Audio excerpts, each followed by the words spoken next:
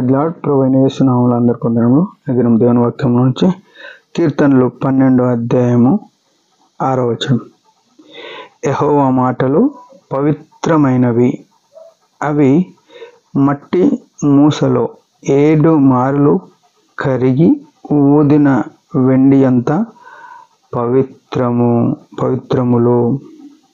ప్రియమైన వాళ్ళారా, దావీదు ఎట్లాంటి మాట తన జీవితంలో అనుభవపూర్వకంగా రాస్తున్న మాట ఇది. ఏమంటున్నాడు? యెహోవా మాట పవిత్రమైనది. ఎంత ఘనంగా ఉంది మాట. మన జీవితాల్లో ఈ పవిత్రమైన స్వరము విని, పవిత్రమైన మాటకు విధేయత చూపించి, ఆ మాట వలన మనం పవిత్రులుగా అయ్యి ఆ మాట వలన జీవించే వారమై ఉన్నామా? దావీదు జీవితంలో ఇవన్నీ చూడగలుగుతున్నాం.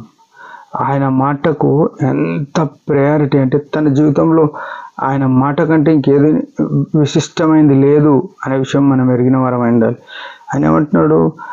యెహోవా మాట పవిత్రమైంది.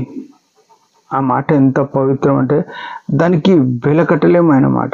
ఎందుకంటే ఆయన ఒకసారి మాట్లాడితే అది అట్లా జరిగిపోతుంది. ఆయన ఏమన్నా మాట్లాడని ఆ మాట జరుగుతుంది. ఆయన ఒకసారి వాగ్దానం చేస్తే భూమి ఆకాశములు గతించిన ఆయన మాటలు గతించవు. అది స్థిరము, అది శాసనము, అది ఎవరు చెరిపివేయలేని కార్యము ఆయన మాట. అంత పవిత్రమైన మాటలు ఉన్నాయి. ఆ మాటలు ఎట్లున్నాయంటే, మట్టి మూసలో 7 మార్లు కరిగి ఊదిన వెండి అంతా పవిత్రము. ఎంత పవిత్రం అంటే, బంగారం కానీ వెండి కానీ వాటిని శుద్ధి చేయాలంటే అగ్నిలో కాలుస్తారు. కాల్చి మట్టి మూసలో దాన్ని ఊదుతూ ఉంటారు, కరిగిస్తూ ఉంటారు. అంటే అది కాలినప్పుడల్లా దాంట్లో ఉన్న మస్టు మలినము ఎగిరిపోతూ ఉంటుంది.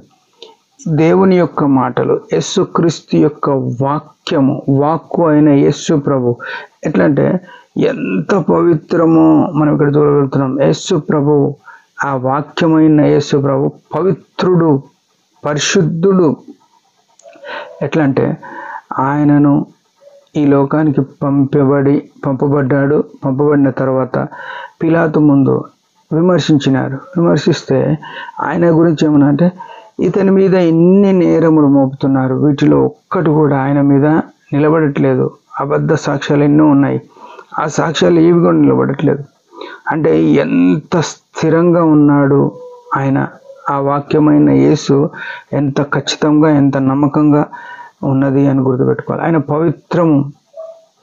ఆ పవిత్రుడైన యేసు క్రీస్తు నీ కొరకు నా కొరకు ఏమైనాడంటే, కలువరి శిలువలో శాపమైనాడు, కలువరి శిలువలో అవమానపరచబడ్డాడు, ప్రాణం పోయేంత వరకు ఆయన హింసింపబడుతూ వచ్చినాడు. ఎందుకంటే నిన్ను నన్ను కూడా తన పవిత్రతలో మనల్ని నిరంతరం వసింపజేయాలనే ఉద్దేశమే. మనం ఈ శిక్ష తప్పించబడాలనే ఉద్దేశమే.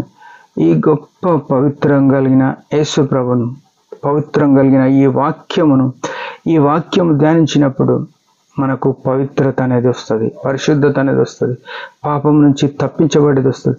ఎప్పుడైతే పాపం నుంచి తప్పించబడతామో మనము నేరుగా పరమునకు సంబంధించిన వారం, పరిశుద్ధతకు సంబంధించిన వారం, యేసుకు సంబంధించిన వారం అని గుర్తుగా.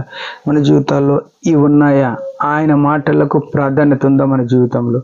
లేకపోతే ఇది మనం సరి చేసుకొని ఆయన మాటకు విధేయులమై ఆయన ఆజ్ఞానుసారంగా జీవితం. దేవుడి మాట దీవించిన ఒక చిన్న ప్రార్థన. పరమ తండ్రి యేసు ప్రభు నామములో వందనాలు. దినం ఇచ్చిన ఆయుష్ని బట్టి స్తోత్రము. నీ మాటలు ఎంత సజీవమైన, ఎంత పవిత్రమైన, వాటి ప్రకారం నడవడానికి కృపనీయమని యేసు ప్రభు పరిశుద్ధ నామములో ప్రార్థిస్తున్నాం తండ్రి. ఆమేన్. మీరందరి పరిచయం గురించి బాగా ప్రార్థించండి. Praise the lord.